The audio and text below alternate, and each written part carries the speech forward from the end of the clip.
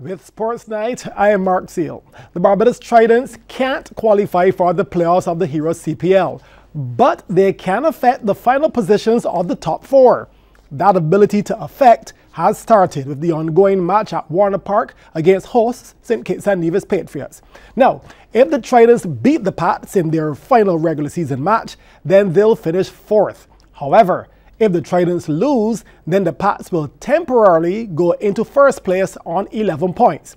So, looking at the match which started earlier this evening, the Tridents are batting first after losing the toss once again.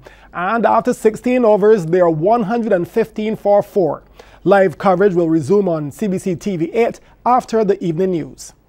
Staying with cricket, Cricket West Indies Regional Super 50 Cup is back again, this year in Barbados.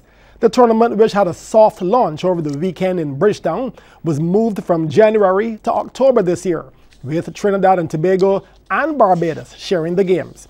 The October 4th to 28th tournament will see Barbados hosting 10 preliminary matches at the 3Ws Oval and Kensington Oval, with the semi-finals and finals at Kensington. The tournament will also see the return of Canada and the United States, but will also see the addition of the West Indies B team, which performed creditably in the Canada T20 League earlier this year. Now, with the change of time of the tournament, it will allow for most of the stars in West Indies cricket to be available for selection for their home sides. Veteran all-rounder Riyad Emrit says this only means well for the tournament. I think the people in the Caribbean, they're starved for these players and they want to see these players playing in the tournament. So it all goes well for the tournament. It's going to be more competitive and hopefully, you know, the fans can come out and support the tournament and it can be a very good initiative. The Regional Super 50 will also allow players to impress the selectors ahead of next year's ICC World Cup in England. Emrit himself says the tournament will have some pressure in it because the ultimate goal is to represent the Windies at a World Cup. I think it's going to be a lot of pressure on most of the players. You know, a lot of guys will be vying for spots. Everybody wants to play in a World Cup. You know, that's the ultimate dream, and to represent West Indies in a World Cup is like a dream come true. So I think, you know, everyone is going to come out. It's going to be a lot of fun, a lot of excitement. You know, West Indians love flair, and that's what they're going to see. Meanwhile, young batting star Shimron Hetmeyer won't be available for the Super 50 because he'll be on West Indies duty in India. However, Hetmeyer says the tournament holds a special place in his heart and he will be backing his home team, Guyana, all the way from India to take home the title. I'm expecting to see some good cricket as it usually is in the Caribbean, very competitive as well. I know my team, because I'll be back in Guyana, so I'm just focusing on them and hopefully they actually win it this year. Of course, as you say, Guyana, they haven't been able to get over the line a couple of years in the one-day format. They've been doing really well in the four-day format. So what would be needed for the Guyana team to actually get over the tournament and get over the line this year? I think we have some very good young players coming through right now, so we're just hoping that they put that the combination of youth and experience go hand in hand with them. And let's see how it goes this year for us. Switching sports now, Davian Taylor in the men and Abigail Haynes in the women are the last qualifiers for the semi-finals in the Monarchs of the Court Road Tennis Tournament after victories last night at the arena. CBC's Kamal Haynes reports.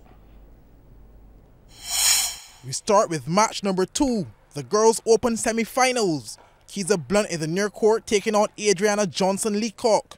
The two were involved in long rallies, but the consistent unforced errors by Leacock, coupled with shots like this, saw Blunt taking the match 21-10, 21-13. The third match between Renisha Stewart in the far court and Abila Clark was more evenly contested, with Clark doing enough to take the first game 21-14. However, Sobers regrouped and came back with vengeance to take the final two games 21-12, 21-17 to win the match 2-1. To the boys 6 to 11 age group semis, a similar contest between Azari Clark in the far court and Omari Sobers, but Clark's many unforced errors cost him the first game 18-21. Clark, however, bounced back well to advance to the finals, winning the last two games 21-14, 21-12 to take the match 2-1. Match 5, the Barbados Public Workers Cooperative Credit Union Limited in-house competition saw Rosson Howard defeating Erwin Gibson in 2 straights, winning 21-14, 21-17. Here Gibson hits long to give Howard the game.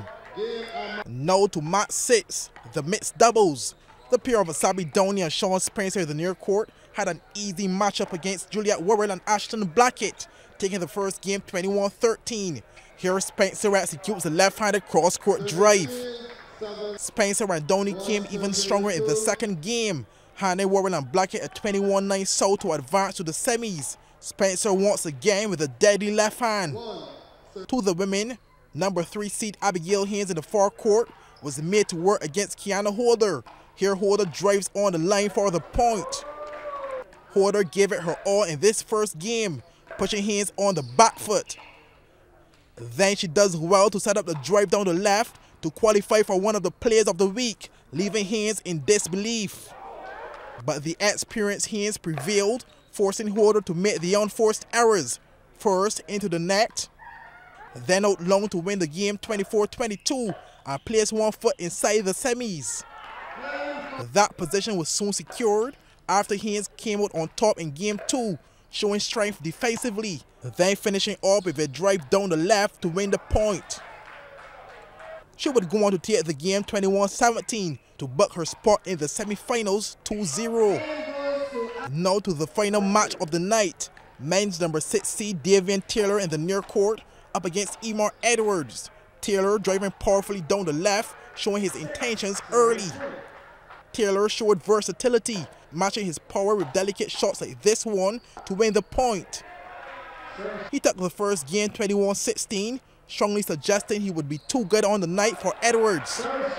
Game 2 saw a different side to Edwards, here with a cross-court drive beating the racket of Taylor. But the results was no different as Taylor kept the pressure on Edwards to win the second game 21-15 and advance to the semi-final. Kamal Haynes, CBC Sports. In football, the Barbados Tridents are off to Guyana to start their journey in the CONCACAF Nations League qualifiers, which start on Thursday. The team departed from the Grant Tilly Adams International Airport today in high spirits, confident of their task at hand. The Tridents are carrying a reinforced squad from their last international football friendly, which they lost 2-0 to Cuba at the Wilde AstroTurf.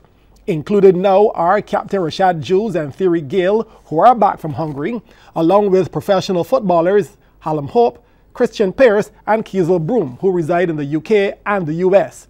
Jules, who welcomes the pros to the team, believes the Tridents are ready for the tournament. We had a good preparation. I believe the guys are ready now to execute what Barbados been waiting for a period of time now, which is a win. You get pros coming into a setting like this, guys have to sit out, whether it be Jules, whether it be whoever, guys have to sit out. And we are playing for Barbados and not ourselves per se, but for the country. So this is for the best interest of the country. So whatever it takes for us to get the result, whether it takes for Jules to sit out, for Barbados to get the result, that's what it is. So, and most of the guys understand that. Hope, who currently plays for the English Football League 2 club, Carlisle United, will be looking to add his attacking flair to boost the Tridents. I played in most of the leagues in the UK, played in the Championship, League 1, League 2. I was at Everton, so I'm looking forward to hopefully showing what I can do, bringing attacking threat and goals to the team. And goalkeeper Kiesel Broom, who is currently unattached to a club in the US, has recovered from injury. And he plans on sharing some valuable tips with his teammates. For me, just instill as much knowledge as possible. Game management, I think, is probably one of the most important things. As we continue as the game goes on throughout the 90 minutes, whether we're up 1, down 1, whatever the case is, to manage the game properly and make sure that we give ourselves the best opportunity to win the game. And Assistant Technical Director of the BFA, Michael Foster, believes while the loss to Cuba would have impacted some of the guys, it is now a thing of the past, as Thursday will mark a fresh beginning. This is a new game and a new chance to show what they can do. And the guys, like I said, they've been working hard. We had 4 training sessions Saturday and Sunday, 2 on Saturday, 2 on Sunday, in which we try to implement various things and look at various mistakes that we made, and hopefully we will have corrected them. And, you know, they will put in a good and positive performance. But I'm not even worried about the really good performance. I'm worried more about the victory, because people don't remember how in 5 years' time, don't remember that you didn't play well. People remember the results.